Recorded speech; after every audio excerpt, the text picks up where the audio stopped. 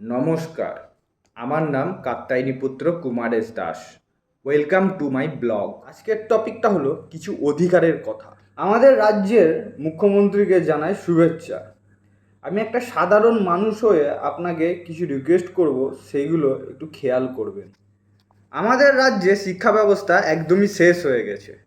Pass fail আবার শুরু করা হোক, আর বেসরকারি স্কুলগুলো বন্ধ হোক, যাতে সব বাচ্চারা সমান শিক্ষাটা পায়। মন্ত্রীর ছেলে মেয়ে আর কৃষকের ছেলে মেয়ে একসাথে সরকারি স্কুলে পড়বে, যাতে তাদের মধ্যে ছোট থেকে কোনো রকম ভেদাভেদ সৃষ্টি না হয়। নারীদের সেফটির ব্যবস্থা নিতে হবে আপনাকে। প্রত্যেকটা জায়গায় সিসিটিভি ক্যামেরা লাগানোর ব্যবস্থা করতে হবে আপনাকে। আর হ্যাঁ, অনেক নারী আছে লয়ের মিসইউজ করে, তাদের জন্য ভালো নারীরা জাস্টিস পায় না, সেটাকেও আপনাকে খেয়াল রাখতে হবে।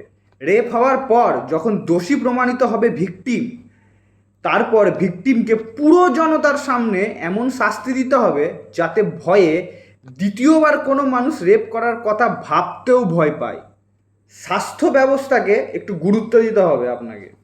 সরকারি হসপিটালগুলো পরিষ্কার এবং সব মেশিন অপারেট করার জন্য পাস করা যোগ্য লোককে দায়িত্ব দিতে হবে, যাতে কোনো পেশেন্ট এসে ডিসঅ্যাপয়েন্ট হয়ে বেসরকারি হসপিটালে না চলে যায়।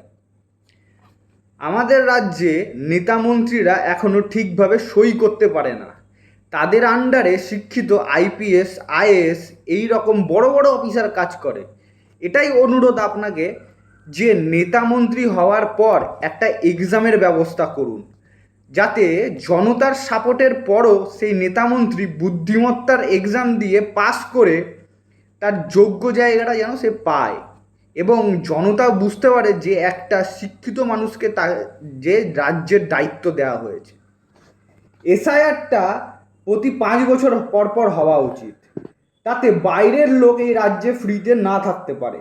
এই রকম বাইরের লোকেদের জন্য রাজ্যের লোককে অন্য রাজ্যে না যেতে হয় কাজের সন্ধানে। আর আমাদের রাজ্যে কারখানা এবং কোম্পানি আনার ব্যবস্থা করুন প্লিজ। আমার মতের সাথে যারা একমত তারা এই ভিডিওটাকে প্লিজ শেয়ার করুন এবং মুখ্যমন্ত্রীর কাছে পৌঁছে দেওয়ার ব্যবস্থা করুন। আমাদের সবারই রিকোয়েস্টটা, যাতে আমাদের এই রাজ্যে আরও উন্নতি হোক।